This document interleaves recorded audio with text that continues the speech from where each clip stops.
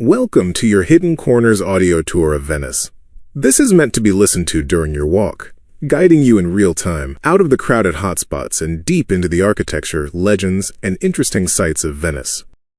The tour begins in the center of St. Mark's Square, facing the massive front of St. Mark's Basilica. Take a look around you.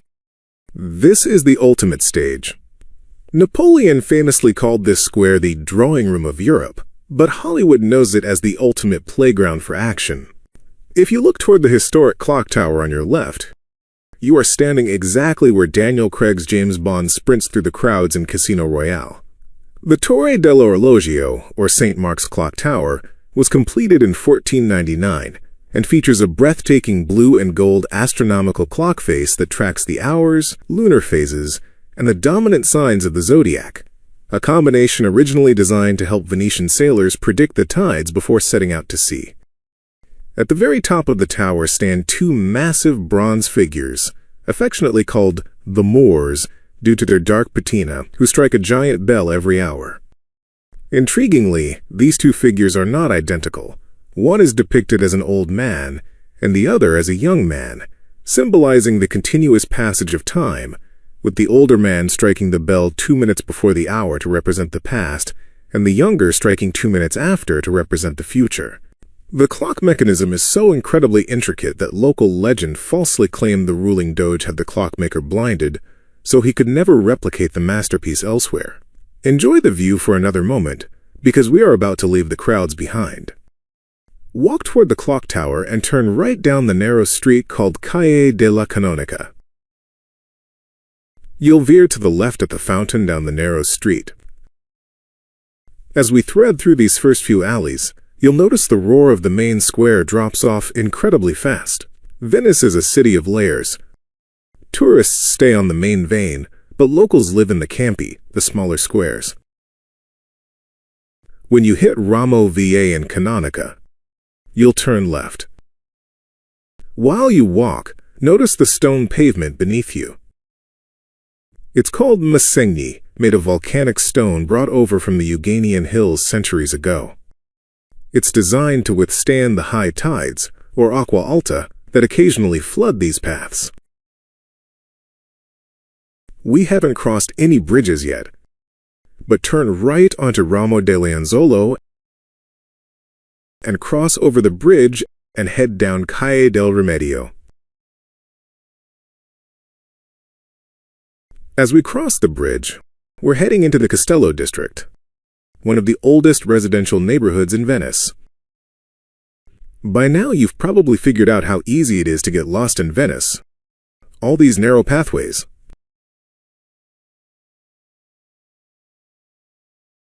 Well, keep following the narrow path and turn left onto Fondamenta del Rimedio. When you hit the canal, walk along the canal and take the stairs up and to the right. You'll cross over the canal, and then quickly make a left on the other bridge that goes over the canal. Cross the courtyard and head to the walkway on the right.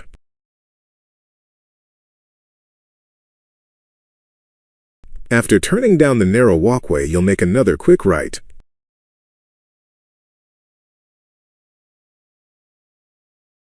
And then turn left onto Campiello Santa Maria Formosa. Welcome to Campo Santa Maria Formosa. Continue to walk out into the center of the square and look around.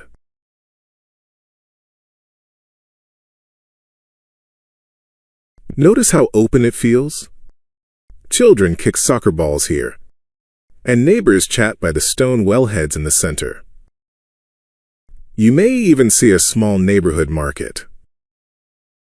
As you walk into the square, look at the main church that's to your left. This church dates back to the 7th century when St. Magnus supposedly had a vision of a Formosa, or beautiful Virgin Mary, telling him to build a church where a white cloud settled. Now, if you've seen the movie Spider-Man: Far From Home, This exact square is where Tom Holland's Peter Parker and his classmates are walking when a massive water elemental erupts out of the canal, kicking off the movie's first big action sequence. You'll also recognize this bell tower as the one that Spider-Man saves with his web as it's collapsing. As you get closer to the Baroque bell tower next to the church, walk up toward its base.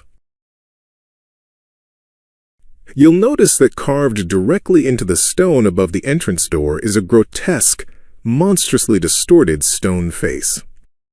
Local lore says the stone carver placed this monster face there to terrify the devil and keep him from climbing up to ring the holy bells. As you walk away from the church and bell tower, walk to your right and walk straight out of the northwest corner of the square along Calle Longa Santa Maria Formosa. On the right, you might notice some doors are adorned with mini masterpieces instead of standard hardware. These unique cast bronze knockers and handles often feature intricate lion heads, mermaids, or gondola prows that showcase centuries of Venetian artistry and status. Go over the bridge and continue down the narrow street named Calle de Borgaloco.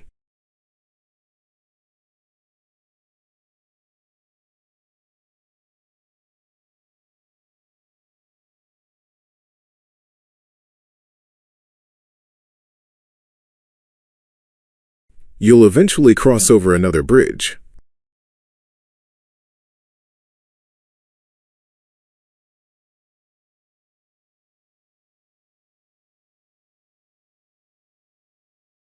You'll walk past Campo Santa Maria, a picturesque and peaceful square named after a historic church that was demolished in the early 19th century. Turn left onto Calle de la Chiesa and continue down Calle del Frutariol. We're almost to lunch. In Venice, the midday food ritual revolves around the Baccaro, a traditional, unpretentious wine bar. Locals don't sit down for heavy multi-course lunches. They stop in for a quick glass of house wine called an ombra, which literally translates to shade, dating back to when wine merchants tracked the shade of the St. Mark's bell tower to keep their barrels cool. Along with the wine, they eat cicchetti, Venetian tapas. Turn right onto Calle Malvasia, and you should soon be coming up to Osteria al Portego. It's narrow, wood-paneled, and usually buzzing with energy. Squeeze your way up to the glass display case at the counter. You'll see platters of freshly made crostini. Point to the bacala mantecato. This is the definitive Venetian dish. It's Atlantic cod that has been poached and whipped with olive oil until it reaches a decadent, creamy, cloud-like consistency, served over crispy polenta or bread. Pair it with a crisp local white wine like a Prosecco or a Sauve. There are very few tables here, so embrace the local style. Grab your plate and your glass, stand by the counter, or step just outside the door into the alley, and enjoy a relaxed lunch break. Go ahead and hit pause, and continue when you're ready.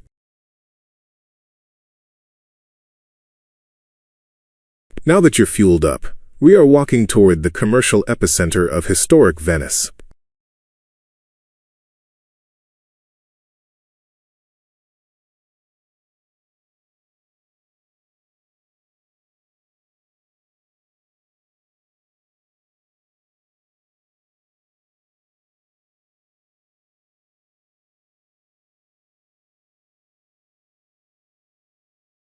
You should see plenty of signs pointing you in the direction of the Rialto Bridge.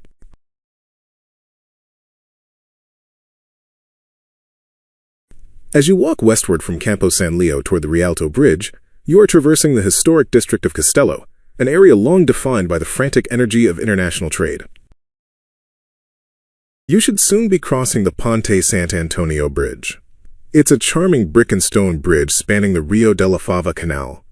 Located on our route between Campo San Leo and the Rialto Bridge, this picturesque crossing features stone pillars, iron railings, and a small bust of St. Anthony facing the water from an adjacent building. Continue through the arch walkway. St. Anthony at the Ponte Sant'Antonio ties directly into his legendary connection with water and safety. According to Catholic tradition, when heretics in the nearby coastal town of Rimini refused to listen to Anthony's sermons, he walked down to the water's edge and began preaching to the sea. A massive school of fish miraculously emerged from the water, lining up in rows to listen to his words. Because of this specific miracle, Venetians, who have historically built their entire civilization, trade, and daily life on the water, have adopted St. Anthony as a vital protector against drowning, shipwrecks, and the unpredictable nature of the lagoon.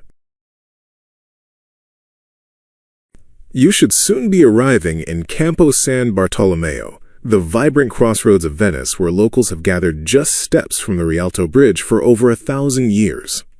In the center of the square, you'll see the bronze statue of our beloved 18th century playwright Carlo Goldoni, who still smirks down at the passing crowds as if finding inspiration for his next great comedy. This high-energy square means you're only steps from the Rialto Bridge. Before the Rialto Bridge was built in stone, this approach was packed with gold workshops and luxury fabric merchants catering to wealthy travelers. Approaching the foot of the Rialto Bridge from this eastern side, the path opens up to the bustling Riva del Ferro, Iron Wharf, where heavily laden cargo boats once docked. Scaling the steps of the iconic 16th century stone bridge, you can look out across the water to see the vibrant San Polo district directly ahead. From this vantage point, you can spot the historic markets and the Campo di San Giacomo di Rialto just on the other side. This approach builds a sense of anticipation, taking you from the quiet, maze-like inner alleys of the city straight into the monumental, beating heart of Venetian commerce. Walk up the central stone stairs of the Rialto Bridge and stop at the very top of the arch. This stone masterpiece was completed in 1591 by an architect boldly named Antonio da Ponte, literally Antonio of the Bridge. Before this stone arch, there was a wooden drawbridge here that kept collapsing under the weight of crowds or catching fire. When da Ponte proposed this single-arch stone design, critics predicted it would crumble instantly. Instead, it has survived over 400 years of heavy traffic. Look down at the water. In Spider-Man: Far From Home, Peter Parker battles across the water and the ledges right around this bridge. And if you look to the docks on the western side, that's where Johnny Depp's character in The Tourist makes a dramatic escape, leaping off a balcony straight onto the canvas awnings of the market stalls below. Walk down the western side of the Rialto Bridge, the opposite side from where you started.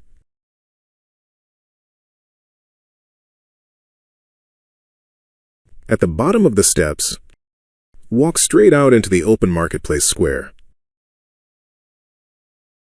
As you step off the bridge, look at the open square ahead. This is the Campo San Giacomo. Today it's a great spot to people watch, but in the Middle Ages this was the financial heart of the Republic. International banking bills were invented and traded right on these stones. Stand in front of the small, charming church of San Giacomo di Rialto. Local tradition holds that this is the absolute oldest church in Venice. Founded in the year 421 CE, the exact same year Venice itself was settled by refugees fleeing mainland barbarian invasions. Look up at the facade. You can't miss the massive, beautiful 24-hour clock face. It was built in the 15th century specifically for the marketplace. Because merchants, traders, and currency changers needed strict hours for business, this clock dictated exactly when the market opened and closed. Now look below the clock at the unique wooden porch, or portico. This is incredibly rare. It is one of the last surviving Gothic wooden porches in the entire city. Merchants would huddle under this exact awning during rainstorms to negotiate spice and silk prices without getting their robes wet. This is a good spot to stop for another snack or a glass of wine. Otherwise, we'll continue to tour. Turn around and walk back across the Rialto Bridge to the eastern side.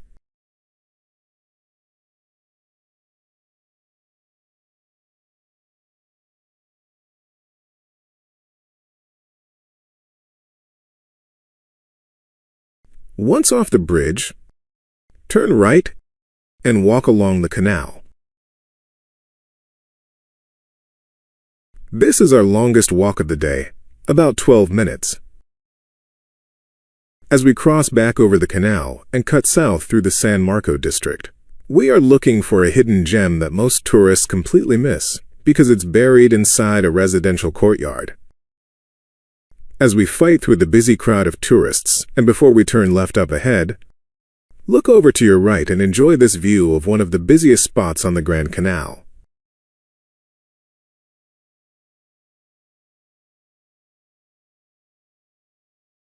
While you walk, look up at the architecture. You'll notice many windows have distinct pointed arches. That is the Venetian Gothic style, heavily influenced by Venice's trading ties with the Byzantine and Islamic worlds.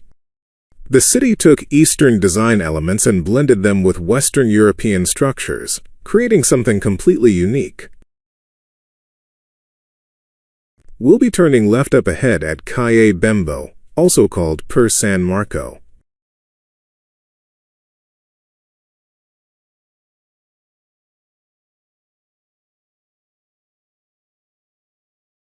Down this narrow alley is Teatro Goldoni, a magnificent hidden gem that holds the title of the oldest surviving theater in Venice, originally opened in 1622. It was completely rebuilt with a stunning neoclassical design in the 19th century and underwent meticulous modern restorations. The theater still retains its breathtaking historic charm, boasting a classic horseshoe-shaped auditorium lined with 4 tiers of elegant, gilded viewing boxes. Today it remains the beating heart of Venice's performing arts scene, hosting a vibrant year-round calendar of classical plays, contemporary dramas, and world-class musical performances. Turn right toward Campo San Luca, and you'll cross Campo San Luca, which has historically been considered the absolute geographic heart and social crossroads of Venice, because it is perfectly positioned between the political hub of Piazza San Marco and the commercial center of the Rialto Bridge. In 1310, Campo San Luca became a crucial rallying point during a dramatic, failed coup d'état attempting to overthrow the Doge of Venice. The story is that rebel forces split up to march on San Marco, but after the rebellion collapsed, partially because an old woman threw a stone mortar out of her window and accidentally crushed the rebel flag-bearer, the surviving conspirators retreated and clashed heavily right here in Campo San Luca before fleeing across a wooden Rialto Bridge, which they set on fire behind them to escape. Turn left onto Calle dei Fuseri,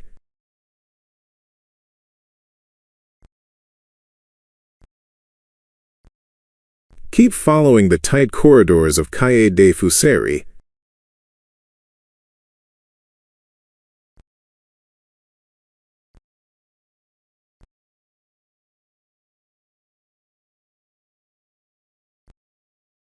and turn right onto Calle della Vida o delle Locande.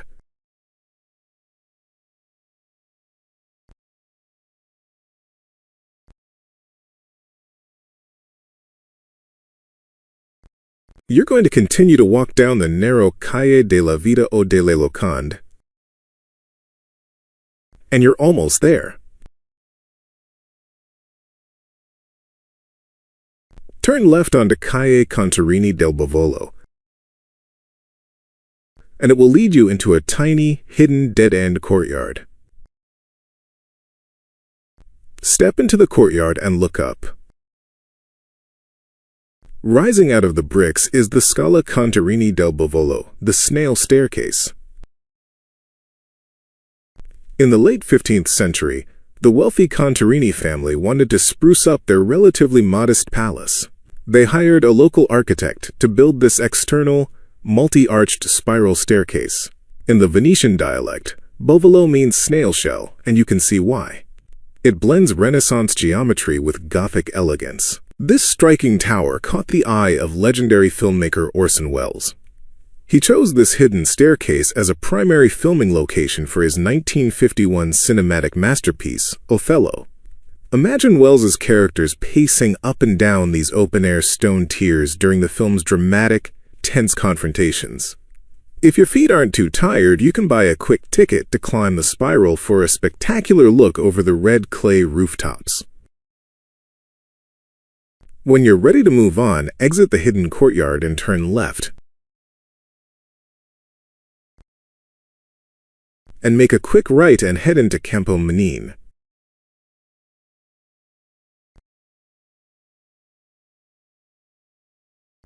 Up until the late 19th century, this square didn't even exist. It was originally called Campo San Barnaba and was dominated by one of the oldest, most ancient churches in Venice, which featured a highly unusual, rare five-sided bell tower. As you get into Campo Manine, you'll see a large bronze statue and monument dedicated to Daniele Manine.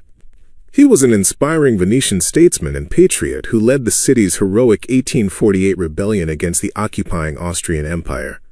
He remains vital to Venice's identity because he resurrected the independent Republic of San Marco and spent 14 months fiercely defending the city, cementing his legacy as a legendary hero of Italian unification. Head left and head over the canal using the bridge on the left while I tell you a bit more about Campo Manine.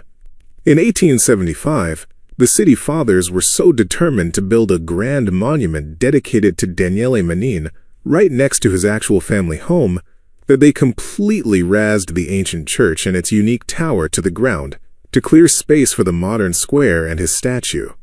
After going over the bridge, we'll head down this narrow street named Calle della Cortesia. As you make your way through these narrow, crowded streets, we're headed toward the western edge of the San Marco district. You're passing a lot of retail shops right now. The retail scene in Venice is a fascinating battleground between mass-market tourism and strict heritage preservation.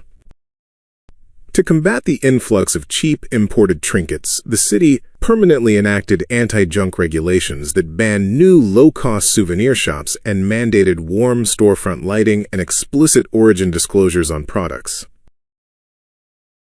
This legal crackdown aims to protect true Venetian craftsmanship from mass-produced imitations, which is especially vital in the local leather and glass markets. Many of these souvenirs are actually manufactured abroad and are only finished locally to legally claim a Made in Italy tag. By understanding these dynamics, you can bypass these factory-made items and seek out genuine, handmade keepsakes.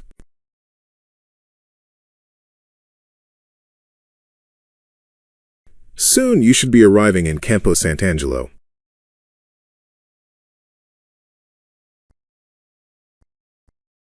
Campo Sant'Angelo, a sprawling square steeped in architectural drama and historical lore. The plaza preserves the name of a 12th century church demolished here under Napoleonic rule, but its most infamous historical event involved the church's leaning bell tower. In 1445, a famed Bolognese engineer attempted to straighten the tower by digging out the foundations, only for the entire structure to collapse the following morning. The bell tower you can see from here is the Santo Stefano Bell Tower. This 66-meter-tall bell tower in the San Marco district is one of Venice's most dramatic architectural landmarks due to a precarious 2-meter tilt caused by the shifting mud and clay foundations of the lagoon. First built in the 12th century, the campanile has survived a turbulent history, including a catastrophic 1585 lightning strike that melted its original bells and forced the local Augustinian monks to buy replacement bronze directly from dismantled English churches via Queen Elizabeth I. The same fire destroyed the public clock, which was subsequently funded and replaced by local lawyers and magistrates who needed perfect timekeeping for the surrounding legal district. Today, the reinforced structure is completely stable. Cross Campo Sant'Angelo and cross over the bridge.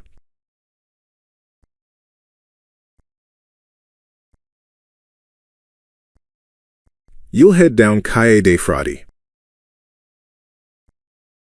In Venetian, Calle dei Frati translates literally to Street of the Friars. Like many street names in Venice, it is deeply rooted in local religious history. The name indicates that the lane either led to a monastery, contained housing owned by a monastic order, or was a path frequently used by Franciscan, Dominican, or other religious friars. As we head down this busy, narrow street, our next stop is one of the widest, most sun-drenched squares in the city. Campo Santo Stefano. Historically, the massive Campo Santo Stefano Square wasn't always this peaceful. Until 1802, it was the site of violent, raucous bullfights and grand public festivals. The ground was actually covered in grass back then, rather than the stone pavement you see now. As you enter Campo Santo Stefano, notice how the atmosphere changes from tight, shadowy alleys to a grand, sun-bleached plaza.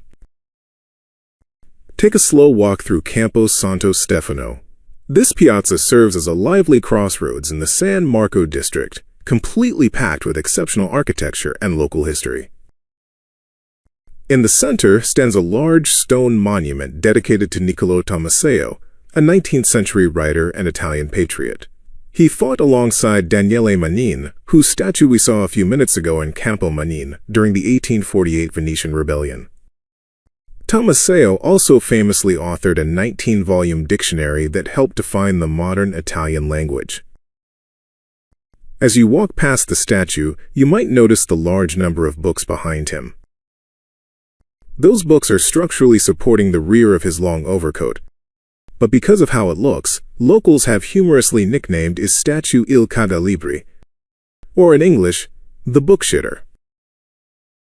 As you head toward the flagpole in front of you, you'll notice the Campo is surrounded by magnificent noble palaces.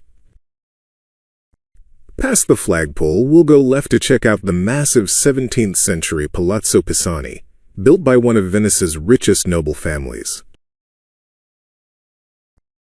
Today, it houses the Benedetto Marcello Music Conservatory, which is why you can often hear violin or piano music drifting out of the windows. Film fans should look closely at those grand palace gates. In Daniel Craig's Casino Royale, the interior courtyard of this exact palace was used for the film's explosive, tragic climax, where the Venetian building collapses into the water as Bond tries to save Vesper Lind. It also stood in as the exterior of the Glass Museum in Roger Moore's Moonraker. Turn around and head back out to the piazza, where you'll be looking toward the elegant Palazzo Loredan, which was the 16th century ancestral residence of the powerful Loredan noble family, which produced 2 Venetian doges. And it remains relevant today as the prestigious headquarters of the Istituto Veneto di Scienze, Lettere ed Arti. Turn left and walk down in front of the deconsecrated church of San Vidal, which is now the home of the city chorus.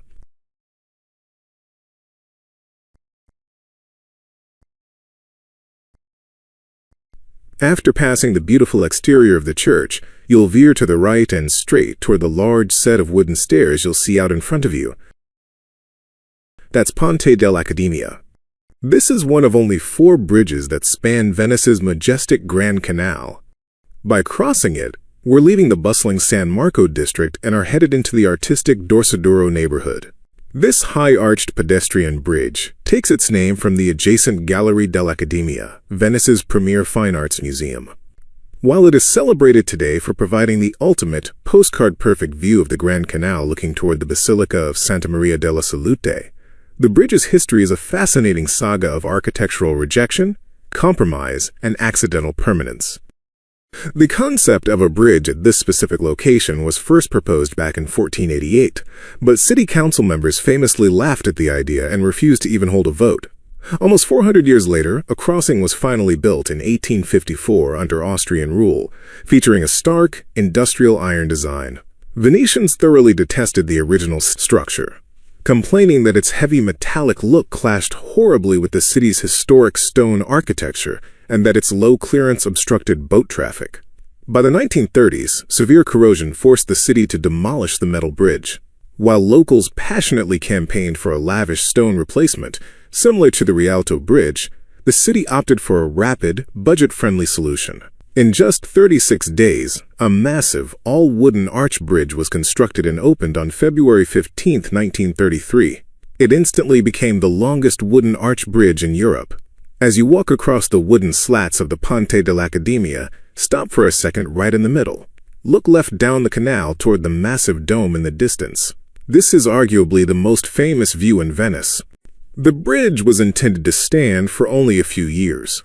While a permanent stone design was finalized, the timber bridge captured the hearts of Venetians. The temporary bridge ultimately became a permanent landmark. Because raw timber is highly vulnerable to the elements, the bridge was completely disassembled and rebuilt with identical wood styling over an internal steel support frame in 1985. It was lovingly restored again in 2018, and it remains a beloved fixture of Venice, heavily frequented by art lovers and tourists seeking the city's most romantic panoramic views. After crossing the bridge, turn right and continue right down the narrow walkway past the gallery. You'll be on Campiello Contarini Corfu, a winding and very narrow walkway. You have officially entered the Dorsoduro district. The name translates to hard ridge, because the land here was structurally firmer and less swampy than the rest of the city. Today, it's the artistic, bohemian quarter of Venice, filled with small galleries, quiet canals, and independent shops. We should soon be coming up to a dead end at the canal, where you'll make a left and make a right, crossing over the Ponte delle Meraviglie, or the Bridge of Wonders. It's a picturesque, stone-arched pedestrian bridge spanning the Rio de San Trovaso. While its name likely derives from a noble family named Maraviglia who once lived nearby, local folklore attributes it to miraculous legends, including a romantic tale of a sick boatman whose love magically transformed a supposedly cursed, plain-looking girl into the most beautiful woman in the neighborhood overnight. Once over the bridge, you'll continue down the narrow walkways, passing souvenir shops with lots of decorative masks. These are the ultimate symbols of Carnevale di Venezia, a festival dating back to the 13th century. Historically, these masks were not merely party decorations, but vital tools of survival and indulgence. They allowed citizens of all social classes, from poor servants to wealthy aristocrats, to blend together anonymously, letting them bypass strict religious laws, gamble in casinos, and conduct secret love affairs without fear of social ruin. While Napoleon effectively banned the masquerade tradition when he conquered the city in 1797, a passionate group of local fine arts students successfully revived the craft in the late 1970s. Today, merchants capitalize on this dramatic history by selling iconic styles like the beaked plague doctor and the half-faced Columbina as the quintessential keepsake of Venice's mysterious and rebellious past. Head right, down Calle della Toletta. Even though it's called a calle, or street, you obviously can't fit a car down these narrow walkways.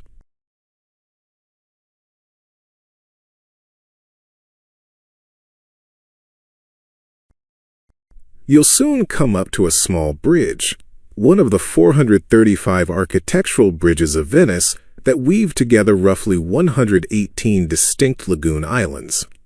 While it seems impossible to imagine the city without them, Venice actually had no bridges at all for its first 500 years, as early residents relied entirely on private and public boats to travel across the waterways. When the first stone footbridges were finally introduced around the year 1170, they completely lacked protective side railings, which were only systematically added during the 19th century to prevent overindulgent locals and growing crowds from accidentally tumbling into the canals. When you come up to a dead end at Calle dei Cerchieri, turn left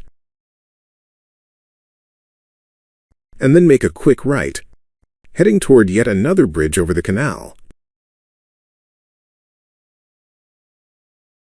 This is Ponte Malpaga, named after a nearby 15th century palace built by Fantino Michiel. He earned the infamous nickname Malpaga, or bad pay, after he aggressively lobbied the Venetian government to slash the wages of local galley rowers. This bridge was another filming location for the 2006 James Bond movie Casino Royale, where Vesper Lind is filmed walking across the bridge clutching a briefcase of stolen money. After crossing the bridge, the good news is that we're almost to our next stop. Continue down and make a left on Calle del Traghetto Vecchio.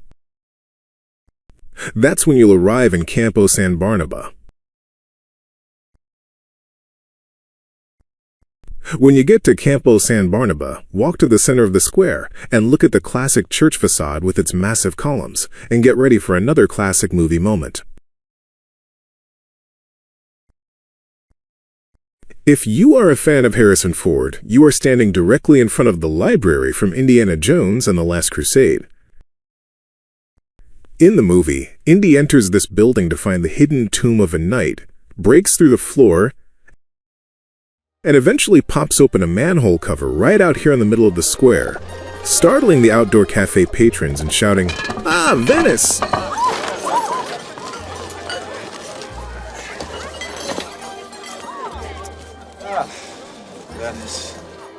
And if you look down the canal, you can see Ponte dei Pugni. This is the historic Bridge of Fists that Indy and his companions cross on their way to the library. Since you're looking at the canal, you might also notice that this square was featured in the 1955 classic romance Summertime. Right here is the spot where Katharine Hepburn's character famously loses her balance and falls backwards directly into the green waters of the San Barnaba Canal. Director David Lean needed 3 to 4 takes to perfect the iconic scene. Although the crew attempted to safeguard her health by adding disinfectant to the famously unsanitary water and coating her skin in Vaseline, the exposure had severe consequences. Hepburn contracted a rare, chronic form of conjunctivitis from the polluted canal water, resulting in a permanent eye infection that caused her eyes to itch and water for the remainder of her life. Once you're finished looking around Campo San Barnaba, we're going to backtrack, heading back in the same direction we came from. While you're heading back down these narrow lanes, I'll share a little more about the Dorsoduro area. Historically, it was a wealthy oceanfront area, but it's evolved into the city's vibrant bohemian, artsy quarter. Because it houses the Ca' Foscari University of Venezia and the Fine Arts Academy, the neighborhood stays lively and local, packed with students and residents who gather around the bustling open-air cafes. The district serves as Venice's artistic epicenter, claiming an unparalleled concentration of masterpieces spanning centuries. It bridges ancient and modern art, housing pre-19th century treasures at the Gallery dell'Accademia right next to modern masterworks at the Peggy Guggenheim Collection and contemporary pieces at the Punta della Dogana. You should have been down Calle della Toletta and made a left onto Sacca della Toletta. But after crossing the Ponte della Maraviglie Bridge, turn right. You'll walk along the canal on Fondamenta Priuli. It runs alongside the Rio di San Trovaso, offering a peaceful, local escape away from the main tourist hubs and framing classic views of passing gondolas and traditional Venetian architecture. We are heading toward our final cultural stop of the day, one of the last remaining places where authentic Venetian history is actively built by hand. As you're walking down the canal, the street that you're walking down, Fondamenta Priuli, is named after the prominent and influential Priuli family, which was one of Venice's most powerful dynasties, arriving in the lagoon as early as the 10th century and rising to the highest ranks of the Republic's political and commercial elite. They cemented their legendary status in Venetian history by producing 3 separate doges. Beyond politics, the family was renowned for its immense wealth generated from luxury trade, its grand Gothic and Renaissance palaces scattered across Venice, and its passionate patronage of the arts, which included commissioning works from master painters like Tintoretto. As you're walking, Fondamenta Priuli turns into Fondamenta Nani. The Nani family was also a noble and highly influential Venetian dynasty that lived right along this stretch of the canal. Across the canal, you should see a large white building and a green space. Just past that, you'll see some rustic wooden buildings. This is the Squero di San Trovaso, a historic gondola boatyard operating continuously since the 17th century. Notice how the main building looks completely out of place in Venice. It looks a little bit like an alpine ski chalet. That's because the original shipwrights who founded this yard moved down from the mountain region of Cadore. They built what they knew, using alpine architecture and local timber. This is where the magic happens. A traditional Venetian gondola is not just a boat. It is a highly complex, asymmetrical piece of art made from 8 different types of wood, including oak, walnut, cherry, and larch. The left side is made wider than the right side, to perfectly counterbalance the weight of a single gondolier rowing from the back.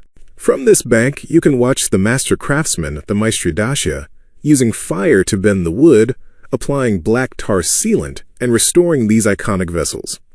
If you look closely at the gondolas docked outside the Squero, you can spot several other fascinating engineering secrets. First, look at the iron prow, or ferro. The iconic metal decoration on the front of the gondola isn't just ornamental. It acts as a crucial counterweight to the gondolier standing at the back. Next, notice the ridges on the metal. They represent the 6 sestieri.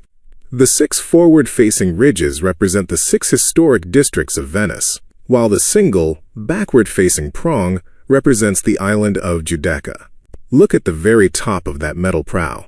The sweeping curve is meticulously shaped to mimic the Doge's cap, the corno ducale, which was the traditional ceremonial cap worn by the Doge of Venice. Finally, keep an eye out for the secret oarlock, the forcola. The wooden oarlock used by the gondolier is a custom, hand-carved piece of walnut. It features multiple distinct curves and grooves, allowing the rower to shift the oar into different positions. By now, you've probably worked up an appetite. Fortunately, you don't have to walk far. Right behind you is Osteria al Squero. This is a local favorite, especially for off-duty gondoliers and neighborhood residents. Go to the counter and check out their incredible selection of gourmet crostini. They are famous for creative toppings. Try the one with gorgonzola and walnuts, or the smoked swordfish. Order a classic Venetian spritz or a crisp glass of regional wine. There is almost no seating inside, so do exactly what the locals do. Carry your plate and drink outside, sit down on the stone ledge along the canal wall, and enjoy your snack while looking directly across the water at the historic gondola yard. Take your time and soak in the view. Once you've enjoyed your wine and sacchetti, walk straight south along the side of the canal toward the large stone bridge. The path will end at a massive, wide-open stone waterfront boardwalk. Turn left onto this boardwalk. We are wrapping up our journey at the Zattere. This wide promenade runs along the entire southern edge of the city. Built in 1516, it originally served as a massive landing dock for lumber rafts floating down from the northern mountains. Today, it's the ultimate sun-drenched stroll, offering completely unobstructed views across the wide Giudecca Canal toward the island of Giudecca across the water. On your left is our very last stop, and your reward for this trip. Step into Gelateria Nico, a local institution that has been scooping artisan treats for generations. Do not just get a standard scoop in a cone. Order their legendary specialty, the gianduiotto. The staff will slide a thick, decadent block of rich chocolate hazelnut gelato directly into a tall glass, submerge it completely in fresh, unsweetened whipped cream, and top it with a wafer. Take your treat out onto their beautiful wooden terrace that floats directly over the shimmering water of the canal. Sit back, relax, and savor the rich flavors. You have walked through the history, the hidden alleys, and some of the silver screen sets of Venice. Enjoy the beautiful waterfront view for a while.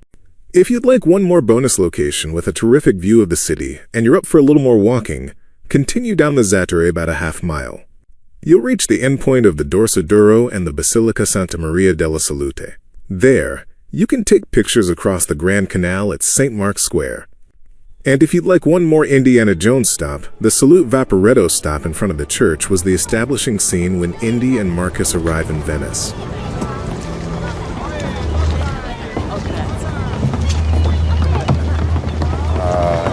Venice. I hope you have a wonderful evening in Venice.